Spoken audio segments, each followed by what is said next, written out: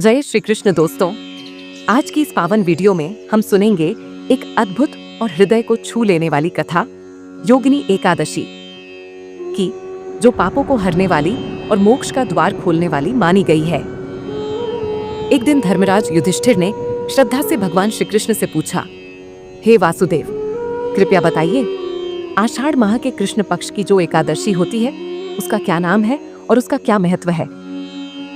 भगवान श्री कृष्ण मंद मुस्कान के साथ बोले, हे राजन, उस एकादशी का नाम है योगिनी एकादशी। ये संसार के दुखों में डूबे जीवों के लिए एक ऐसी दिव्य नौका है जो उन्हें भव सागर से पार कराती है। इसकी महिमा अपार है।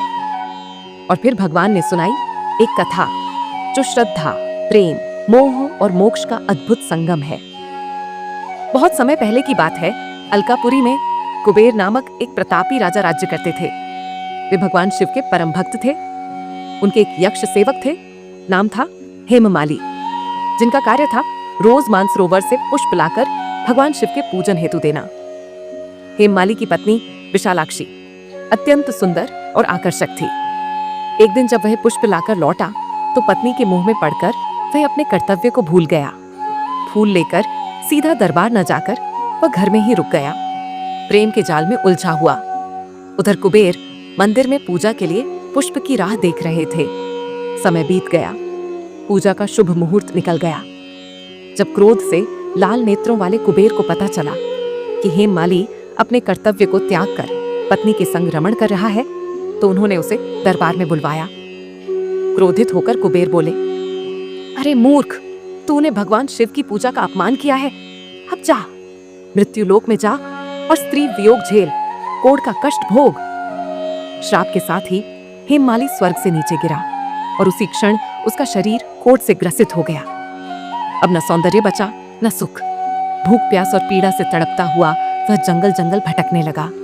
अंततः एक दिन वह दुर्बल शरीर लिए घसीटता हुआ महर्षि मार्कंडेयस के आश्रम पहुंचा।